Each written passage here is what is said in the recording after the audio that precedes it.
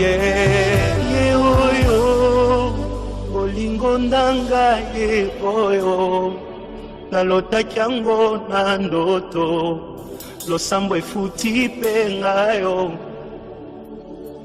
ye oyo kobomba esili ye oyo ata bambonge ye oyo elamba yango oyo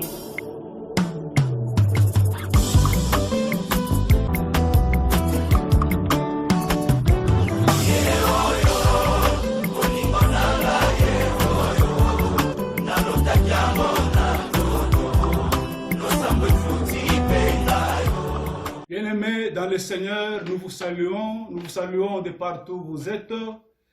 Nous bénissons le Seigneur parce que nous sommes encore là, dans ce temps pour parler ensemble. Bien sûr, nous sommes sur notre chaîne YouTube de Mouka TV, dans notre émission spéciale, notre émission Parlons Mariage.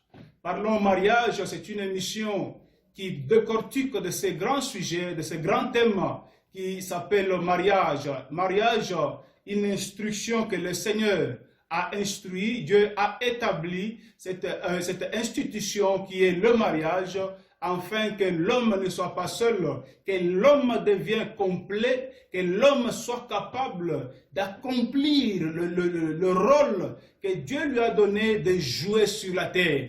Donc il fallait qu'une femme vienne afin que tous ensemble deviennent un complet et prêt pour accomplir la mission que le Seigneur Dieu les avait mis sur cette terre. Parlons mariage, nous sommes là depuis un temps, nous sommes en train de parler de beaucoup de sujets, nous sommes en train de répondre aux questions de plusieurs. Merci vraiment pour ceux qui nous sont fidèles, ceux qui sont déjà abonnés, ceux qui sont déjà, ceux qui suivent chaque jour et qui partagent ces émissions entre eux et qui discutent même sur ces thèmes dans leur groupe de mamans, dans leur groupe de parents à l'église ou dans des conventions. Nous sommes vraiment flattés, nous sommes vraiment bénis de cela. Nous avons vraiment reçu vos messages, nous avons reçu vos critiques, nous avons reçu vos commentaires, les questions, nous avons beaucoup reçu et Dieu est en train de continuer à nous équiper afin que nous puissions faire un grand travail, un travail qui va répondre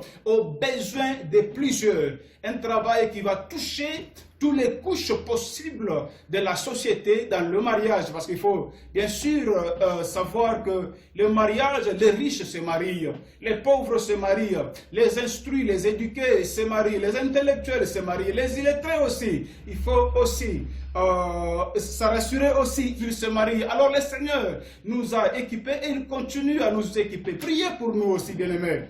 Oui, nous vous encourageons à prier, à nous soutenir dans vos prières, pour que nous soyons toujours capables à répondre aux questions de plusieurs, afin que le mariage soit réellement honoré de tous. Parce que c'est ça la volonté de Dieu. C'est ça ce que Dieu veut. Dieu veut que ton mariage soit honoré de toi-même, de ton mari, de ta femme et de tout le monde qui est autour de toi. Même de loin ou de près, qu'il parle du bien de ton mariage. Alors pour que cela soit palpable, soit réel, il faut que tu suives ces émissions, ces enseignements. Quand ces enseignements vont entrer et tu vas mettre en pratique, je te rassure mon frère, je te rassure ma soeur, que ton mariage sera honoré de tous. Gloire au Seigneur. Ton mariage, réellement bien-aimé, sera honoré de tous parce que nous prenons aussi, à part les enseignements, nous prenons aussi le temps de prier. Ah oui, nous prions pour vous tous qui nous suivez. Nous prions pour tout celui qui nous appelle. Le numéro est là, le numéro est en train de s'afficher. Tout celui qui nous appelle, il nous donne leurs requêtes. Nous prions, nous sommes une équipe bien organisée pour prendre soin de mariage. Alors quand quelqu'un nous appelle, il nous donne son requête, nous recevons cela et nous mettons en prière et nous avons des résultats, nous avons des témoignages. Je pense que prochainement, il y a des gens qui vont passer pour donner les témoignages sur les effets de cette émission dans leur mariage, dans leur vie. Gloire au Seigneur. Et le Seigneur Dieu est en train de se glorifier. Aujourd'hui, nous sommes en train de consacrer cette émission à répondre à quelques questions. Bien sûr, nous avons reçu beaucoup de questions. Les questions viennent de partout, de l'Amérique, de l'Europe, l'Afrique, l'Asie. Nous avons sélectionné quelques questions. Nous allons partir petit à petit. Ne vous fatiguez pas à nous envoyer des questions, à nous appeler. Nous allons continuer petit à petit à répondre à toutes les questions que nos frères et sœurs sont en train de nous envoyer. Et nous allons aussi associer d'autres hommes de Dieu, d'autres psychologues, des docteurs, des spécialistes dans la matière pour qu'ils viennent répondre à vos questions afin que vous ayez une réponse favorable, une réponse complète, une réponse qui va vous aider à améliorer votre mariage. Gloire au Seigneur. Voilà, nous allons répondre aux questions que plusieurs nous ont envoyées et nous allons sélectionner quelques questions parce que le temps nous est vraiment limité. Nous allons répondre aux questions et comme je le promets prochainement, nous allons répondre aussi aux questions que toi, tu nous avais envoyées. Nous avons enregistré et ne pense pas que nous avons négligé ta question. Gloire au Seigneur. La première question, bien aimé, c'est une sœur qui habite au Canada. Elle est précisément à Québec. Sœur Marie-Josée. Gloire au Seigneur. Je te salue là où tu es, ma sœur Marie-Josée qui habite au Canada. Que le Seigneur te bénisse. Nous avons reçu ton message, nous avons reçu ta question. Et voilà, ta question est première. Nous allons la répondre. Mais avant de répondre, bien sûr, nous allons lire la question qui nous avait été posée par la sœur Marie-Josée qui vit au Canada. Elle dit ceci: pourquoi arrive l'infidélité dans un foyer? Soit c'est la femme, soit c'est l'homme. Voilà la question que la sœur Marie-Josée nous pose. Il demande pourquoi et quelles sont les raisons qui font que l'infidélité, ou encore que l'homme puisse voir dehors, ou encore que la femme puisse aussi aller dehors, hors du mariage.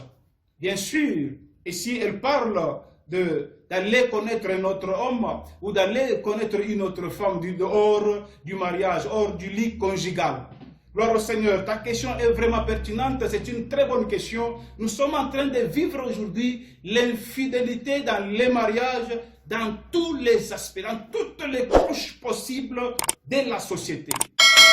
Même au milieu des hommes de Dieu, il y a l'infidélité. Au milieu des serviteurs de Dieu, il y a l'infidélité. Au milieu des cadres diplomatiques, l'infidélité bat son record. Au milieu des riches, au milieu des pauvres, l'infidélité bat son record. Alors la question de la mère, de la sœur Marie-Josée, elle demande quelles sont les causes. Oui, ça c'est une question qui demande vraiment toute une émission. Mais je vais brièvement répondre parce que nous avons beaucoup de questions et prochainement nous allons faire toute une émission pour répondre à cette question qui est trop cruciale pour tout un chacun de nous. Bien aimé, il faut savoir une chose, il y a toujours un commencement, il y a le milieu et il y a aussi la fin. Chaque conséquence a toujours été le résultat de quelque chose qui s'est fait. Une conséquence a toujours eu une cause. Je donne un exemple. Tu étais une femme qui à tout moment séduisait son mari. Avant même qu'on te prenne en mariage, avant même que vous entrez dans le mariage, tu faisais tout pour séduire ton mari. À tout moment, tu te montrais propre. À tout moment, tu utilisais un langage de douceur, un langage d'amour, un langage romantique.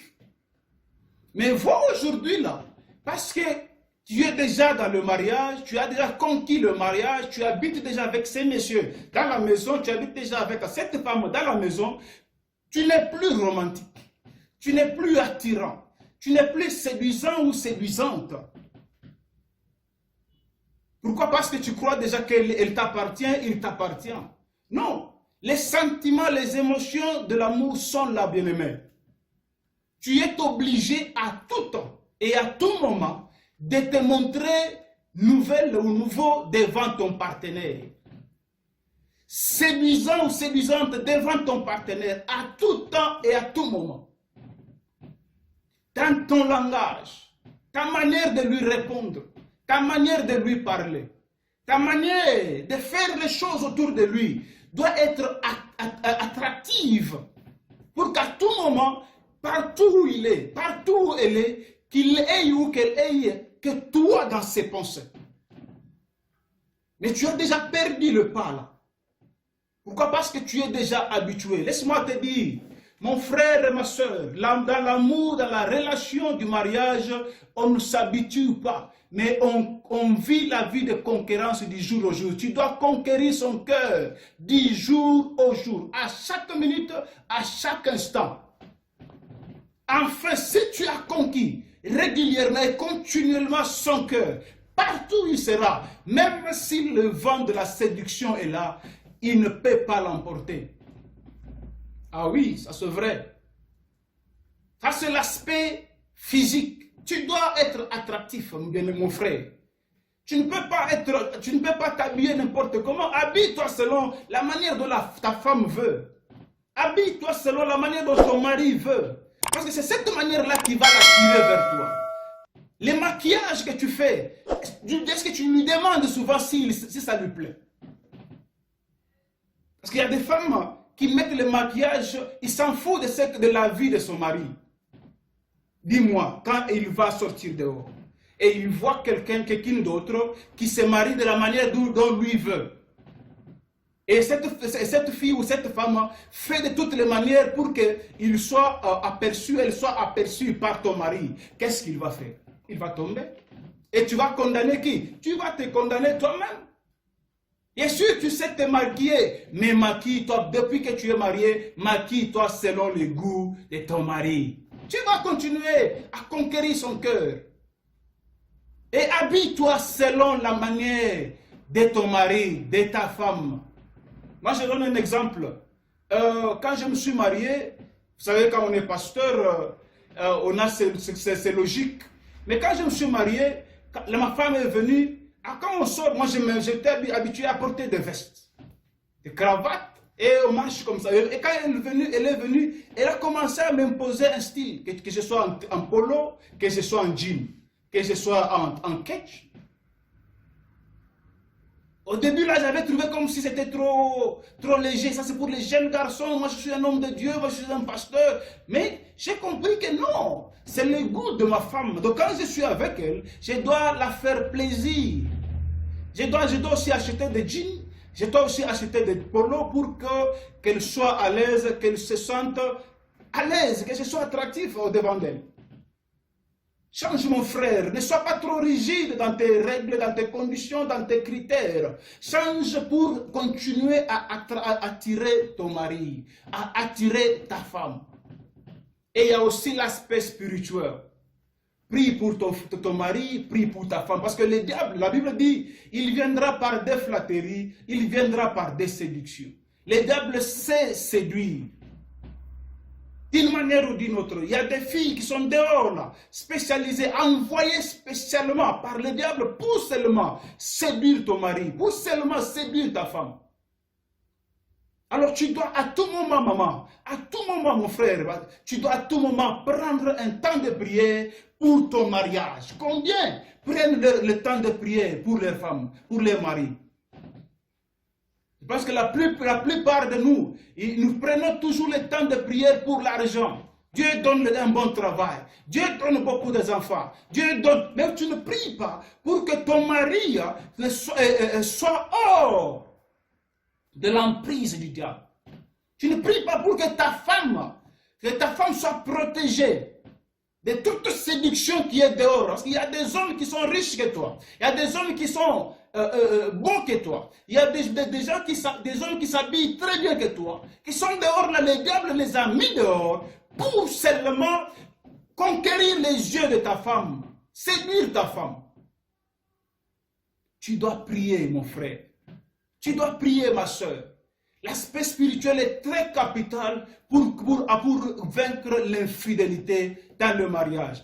Nous allons parler prochainement longuement sur cet aspect des causes de l'infidélité dans le mariage. C'était seulement une réponse brève pour répondre à notre sœur Marie-Josée qui est au Canada. Gloire au Seigneur. Nous passons, ma sœur, si tu n'es pas satisfaite, appelle-moi, nous allons parler, nous allons communiquer et nous allons entrer en profondeur.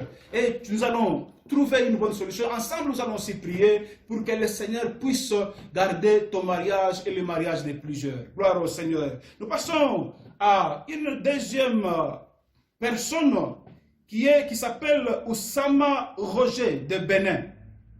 Oussama Roger de Bénin. Mon frère, là où tu es, je te salue. Que Dieu te bénisse.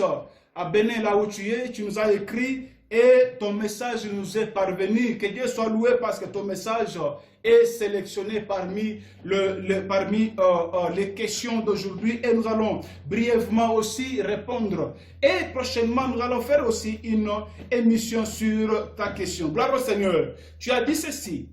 L'insatisfaction sexuelle peut être la raison de divorce. Que Dieu te bénisse. Je pense que tout le monde est concerné sur cette question. L'insatisfaction sexuelle peut être une raison de divorce. Là, catégoriquement, je te dis non. Pourquoi? Parce que la vie sexuelle doit être entretenue. La vie sexuelle doit être prise avec beaucoup d'attention et beaucoup de prévention. De la manière dont tu prends soin de ton corps, tu dois aussi prendre soin de ta vie sexuelle. Tu dois aussi prendre soin de la vie sexuelle de ton partenaire afin qu'il améliore sa vie sexuelle. Bien sûr, il y a de ceux-là qui entrent dans le mariage, ils ne savent pas comment se fait cet acte sexuel. Ils ne savent pas. Et entre vous deux, vous devez vous entraider avec gentillesse, avec amour, pas avec brutalité, avec douceur. Ma soeur fait ceci, mon frère va comme ça. C'est la manière de s'entraider afin que tu trouves une satisfaction. Oui, vous pouvez aussi aller au niveau de chercher les adultes qui peuvent aussi vous conseiller. Et il faut savoir une chose, il y a plusieurs qui donnent plus d'importance dans ce qu'ils voient dans des films porno. Ça, je condamne cela avec fermeté. Si tu es quelqu'un qui est plus attiré par des films pornographiques, tu es un malheureux. Et ton mariage sera comblé de problèmes et de troubles à tout moment. Pourquoi? Parce que dans ces films, ils exagèrent trop plus que la vie naturelle. Et aussi, ceux qui font ces films, ils utilisent des boosts, ils utilisent des stimulants qui les amènent à aller au-delà des efforts naturels. Alors toi, tu vas croire que c'est comme ça que ça doit se faire. Oh, la vie naturelle est différente d'une vie qui est boostée. Que Dieu soit loué. Que le Seigneur soit loué. Ça ne peut pas être une cause de divorce. Si toi, tu veux divorcer ton mari parce qu'il est impuissant, c'est que tu ne comprends pas. Ou encore, il faut savoir une chose, que le diable est en train d'amplifier cette chose pour que tu deviennes divorcé, pour que tu perdes ce trésor du mariage. Tu ne peux pas refuser ta femme parce qu'elle ne sait pas faire très bien le sexe. Apprends-la, montre-la comment il faut faire. Tu ne peux pas divorcer, tu ne peux pas aller dehors parce que les femmes sont les mêmes. C'est la manière de faire qui se diffère. Alors apprends-la. Mon frère, si tu vois que là où tu es impuissant, tu n'arrives pas à satisfaire ta femme. Cherche des produits, va voir un docteur, va voir un médecin. Il va examiner ton corps, il va te donner des produits, il va te donner des principes. Comment tu peux améliorer ta santé sexuelle. C'est très capital. Il y a des frères là qui sont des s'en-foutistes. Il s'en fout si sa femme est satisfaite ou non, il s'en fout. Non, mon frère, tu es en train de commettre... Cette erreur est très grave. Tu ne sais pas comment le diable est en train de conseiller ta femme là où elle est.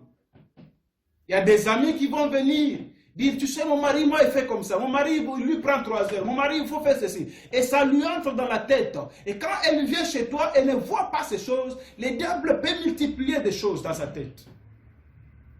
Alors, le mariage et la vie sexuelle ne peut pas être une raison de divorce.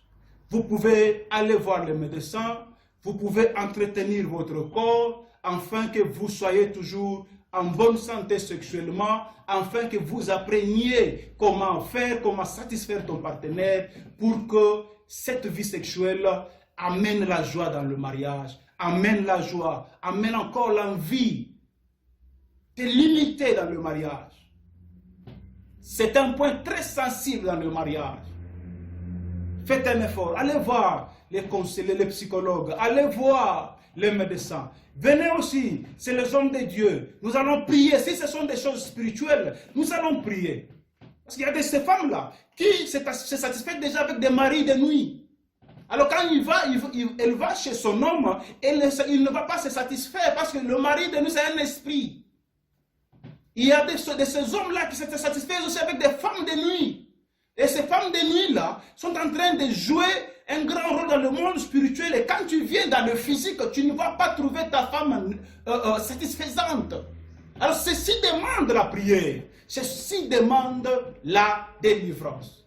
Gloire au Seigneur. Là où tu es, ne te décide plus à te divorcer. Tu peux réparer la vie sexuelle de ton mari.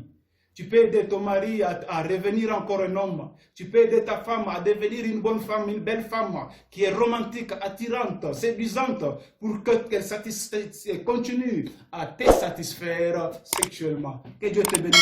Et prochainement, nous allons faire une très grande émission avec des docteurs, avec des hommes de Dieu, parler sur ce thème et nous allons vous répondre à tout moment. Gloire au Seigneur. Le temps nous est réparti, mais nous allons essayer de paraphraser encore. La sœur avec, nous sommes à la sœur Elvire Leroux qui habite en France.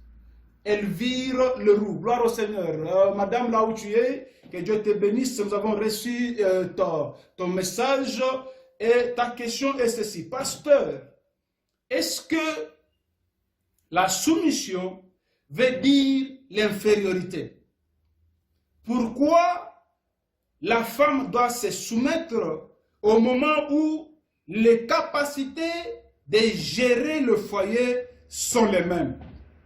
Les temps anciens, les valeurs de la femme étaient étouffées, mais à ce jour de l'émancipation, la femme peut tout ce que l'homme peut.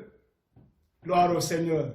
Madame Elvire Leroux, qui habite en France, tu ne vas pas préciser dans quelle ville tu habites, mais quand même tu habites en France, que Dieu te bénisse. Tu demandes pourquoi la soumission, au moment où, est-ce que la soumission veut dire infériorité? Je te dis, premièrement, la soumission n'est pas une infériorité. La soumission, c'est seulement cet ordre que Dieu a donné pour faire la part des choses. Que chacun ait sa place dans le mariage. Je m'excuse. Vous savez que des têtes d'un serpent ne peuvent pas conduire un serpent. Un train ne peut pas avoir des têtes. Gloire au Seigneur. Je m'excuse pour la voix. Un train ne peut pas avoir des têtes. Il faut qu'il y ait toujours une tête. C'est la même chose aussi que le mariage. L'institution mariage, il faut qu'il y ait une tête et il faut qu'il y ait les membres qui suivent. Pour enfin qu'il y ait de l'ordre. Pourquoi? Parce que si les deux sont au même niveau, ça sera un problème. Ça sera maintenant la guerre des idées, la guerre d'instruction, la guerre des ordres, la guerre de l'intellect, tout le monde va toujours se donner raison. Tout le monde va préférer toujours que ce que lui dit soit toujours mis en application. La vie, dans une relation, vous devez avoir une seule vision. Et Dieu, dans sa souveraineté, ça ce n'est pas l'homme, ça ce n'est pas une conférence, ce n'est pas un parlement quelque part qui s'était réuni, une convention quelque part pour trouver ça. C'est Dieu lui-même qui a instruit. Il a donné l'autorité, la tête à l'homme. Et cela doit rester ainsi. Oui, tu as dit que les capacités au temps passé de la femme étaient étouffées. Voilà pourquoi la femme ne pouvait pas exploser. Aujourd'hui, c'est l'émancipation. La femme peut aussi s'exprimer. La femme peut faire tout ce que l'homme fait. Oui, bien sûr. Là, tu peux trouver dans une relation une femme intelligente que l'homme. Cela ne veut pas dire qu'elle devient chef de l'homme. Tu vas trouver dans une relation une femme qui raisonne très bien, une femme qui a beaucoup d'argent, qui a un bon boulot, un bon travail, que l'homme. Mais cela ne veut pas dire que dans le mariage, tu deviens le chef de l'homme. Non. Pourquoi? Parce qu'ici, c'est ce que Dieu a dit. Ce que Dieu a dit est oui et amen. Le problème maintenant, c'est la manière de gérer entre vous deux. Nous demandons la soumission devant l'homme. Ne met pas l'homme à la place d'un dictateur. La soumission devant l'homme ne met pas l'homme à la place d'un mercenaire dans un foyer. Mon frère, tu m'écoutes là où tu es. Ce n'est pas parce que cette femme doit se soumettre à toi que tu dois devenir un dictateur. Que tu dois devenir un mercenaire. Ou à tout temps et à tout moment, tu dois toujours t'imposer. Non, tu dois consulter ta femme. Apprends à consulter ta femme avant de prendre une décision. Apprends à partager les idées avec ta femme. Et c'est comme ça qu'elle va t'aider, parce que la femme, c'est une aide.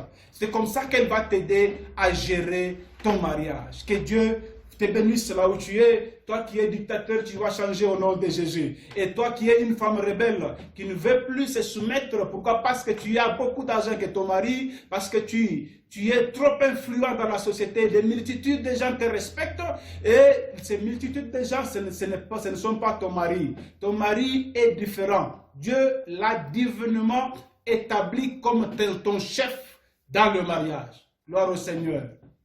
Que Dieu t'assiste, qu'il te donne un cœur de comprendre ces choses et de les mettre en pratique. Que Dieu soit loué. Voilà, nous terminons parce que le temps nous est vraiment parti. Nous terminons par la dernière question. Prochainement, nous allons continuer. C'est la sœur Fideline Ngalula, en République démocratique du Congo. Gloire au Seigneur, la sœur Fideline Ngalula, que Dieu te bénisse. Nous avons reçu ta question. Tu nous demandes une chose. Tu dis ceci. Mon mari ne travaille pas et il ne veut pas s'occuper des travaux ménagers. Et pourtant, c'est moi qui pourvois en tout à la maison. Gloire au Seigneur. Ma soeur Fideline Ngalula, je pense que ta question va de pair, que ta question se marie aussi avec la question de la sœur Madame Elvire Leroux. C'est une question qui va de même. Tu dis ici que ton mari ne travaille pas, c'est toi qui travailles, c'est toi qui pourvois dans la maison, c'est toi qui amènes à manger, c'est toi qui fais tout à la maison. Pourquoi? Parce que tu as un bon travail, tu as des revenus considérables que ton mari est. Tu dis que ton mari ne veut pas s'occuper des travaux ménagers de la maison. Gloire au Seigneur. Vous savez, ici, je vais être très sage et très souple. Parce que nous sommes en train de parler, de faire face ici à plusieurs cultures. Comme la dame ici, Elvire Leroux, elle se voit comme elle est française, c'est comme si c'est une blanche, dans leur culture française. Et toi, je crois que tu viens de la République démocratique du Congo. Donc, les cultures se diffèrent, mais ce qui nous réunit, c'est la Bible. La parole de Dieu. La parole de Dieu est au-dessus de nos cultures, La parole de Dieu est au-dessus de nos coutumes. La parole de Dieu est au-dessus de nos traditions. Mais ta question est très capitale. Je vais te répondre en disant ceci. C'est vrai que c'est toi qui as un bon boulot. La première des choses, c'est Dieu qui a fait que toi là, tu puisses avoir un bon boulot que ton mari. Pourquoi? Parce que tu es une femme qui s'appelle aide. Voilà le rôle que tu as à ton mari. Tu es l'aide de ton mari. Et voilà pourquoi Dieu t'a donné ces capacités-là d'avoir beaucoup de revenus plus que ton mari, pour que tu puisses aider ton mari. Ça, c'est d'abord le premier. La Bible dit ceci. Une sage femme, c'est celle qui pourvoit à la maison. Proverbe dit quoi? Il dit, elle se réveille très tôt matin, quand son mari et les enfants dorment. Elle va puiser de l'eau. Elle va au champ. Elle prépare à manger. Afin que quand ceux-là se réveillent, ils trouvent tout déjà apprêté. Voilà le rôle de la femme. Gloire au Seigneur. Et quand tu parles ici, tu t'inquiètes que ton mari ne veut pas s'occuper des travaux ménagers de la maison. Ça, pour moi, c'est un problème de compréhension entre toi et ton mari. Moi, je pense que dans le mariage, nous devons apprendre à nous entraider. Nous devons apprendre à nous soutenir mutuellement. Nous devons apprendre à se compléter. Vous savez, c'est seulement en Afrique où il y a des travaux qui sont appelés pour les femmes. Mais en Europe, en Amérique, dans d'autres pays, tous les travaux, c'est pour tout le monde à la maison. L'homme peut laver les habits, l'homme peut laver les assiettes, l'homme peut balayer la maison. Ça ne fait rien, c'est normal. Mais en Afrique, dans des pays, dans des coins un peu reculés, vous allez voir que ça, ce sont des travaux réservés aux filles et aux hommes et aux femmes. Je me rappelle, il y a un frère qui me disait un jour, il dit que lui a grandi, son père l'empêchait d'entrer dans la cuisine. Et son père lui disait que la cuisine, c'est l'endroit des femmes, pas des hommes. Ça, c'est une mentalité. Ça, c'est une culture qu'on ne peut pas rejeter. Mais on doit comprendre qu'il doit y avoir une complémentarité. Mon frère, moi je pense que si ta femme va au travail du matin jusqu'au soir, elle revient fatiguée, moi je pense qu'une bonne des choses, pour garder la maison propre, pour garder l'ambiance sanitaire, voilà, l'ambiance sanitaire de la maison, tu peux aussi jouer ce rôle et ça ne va pas couper tes bras, ça ne va pas changer ta nature de l'homme. Et au moment où ta femme continue toujours à te mettre à ta place de l'homme, je ne vois pas un changement, je ne vois pas qu'est-ce qui va troubler ta nature de l'homme. Ce que je conseille seulement, c'est que ce n'est pas, maman, ce n'est pas parce que l'homme commence à t'aider dans ce sens-là que tu dois commencer à le minimiser, que tu dois commencer à lui manquer du respect. Non. Parce qu'il y a des hommes comme ça, quand ils voient que maintenant, quand si je commence à faire ceci, elle va commencer à me voir comme si je suis moindre au devant d'elle, alors je ne fais pas. Tu vois que toi, tu es maintenant la raison principale de sa position là. Réveille-toi, mon frère et ma soeur. Tu dois respecter continuellement ton mari, même si tu as beaucoup d'argent plus que lui. Même si tu es élevé plus que lui, tu dois lui respecter. Et même si il lave les habits à la maison, même s'il prépare à la maison, ce n'est pas une raison pour toi de lui manquer du respect, de lui réveiller la nuit et lève-toi, va me prendre ceci, lève-toi, va faire ceci. Non. Que Dieu te bénisse. Voilà, nous terminons là, parce que l'heure qui nous a été donnée est déjà terminée, nos minutes sont épuisées. Nous allons continuer prochainement à répondre encore, dans notre partie B, à nous répondre encore à ces questions. Et même nous allons faire des émissions sur ces questions que vous nous envoyez. Continuez à nous envoyer des questions. Abonnez-vous massivement.